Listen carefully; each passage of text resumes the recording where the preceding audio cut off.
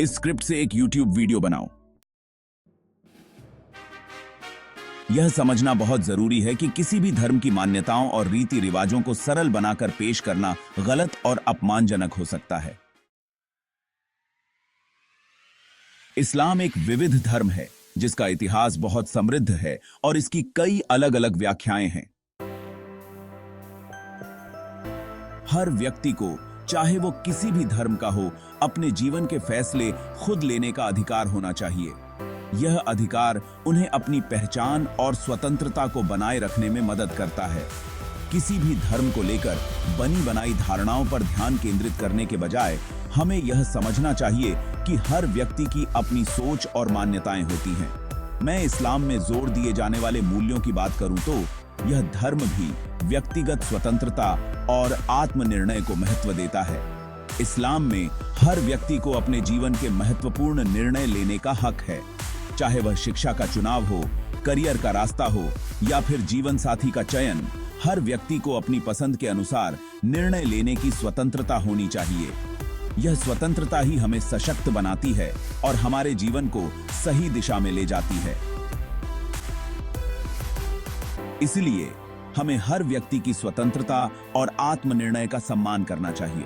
असभ्यता संबाई करती है।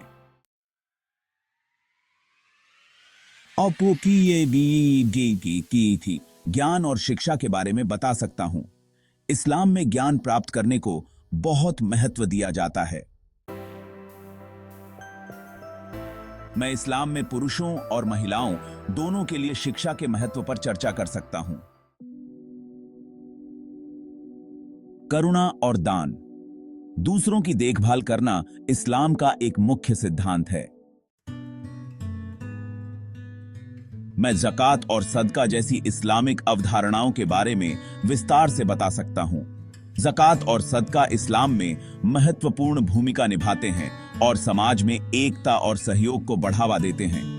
ज़कात अनिवार्य दान का एक रूप है जो हर मुसलमान के लिए आवश्यक है।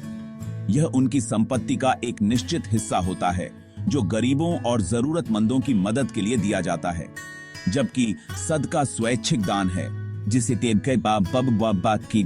जिसे कोई भी अपनी इच्छा से दे सकता है। यह किसी भी समय और किसी भी मात्रा में दिया जा सकता है।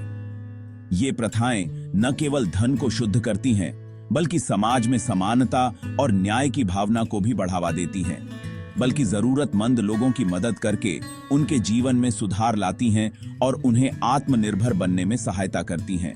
समुदाय और करुणा की भावना को भी बढ़ावा देती हैं।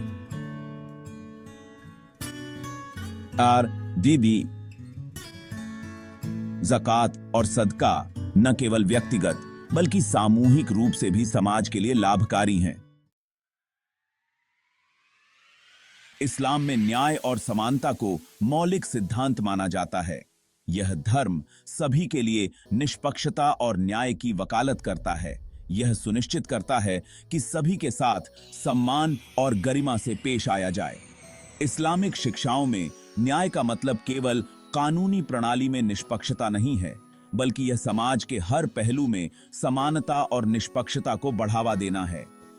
यह सिद्धांत सभी मनुष्यों के बीच भाईचारे और एकता को प्रोत्साहित करता है, चाहे उनकी जाति, रंग या सामाजिक स्थिति कुछ भी हो। इस्लाम में न्याय और समानता का महत्व इतना अधिक है कि इसे धार्मिक कर्तव्यों में से एक माना जाता है जो हर मुसलमान को पालन करना चाहिए।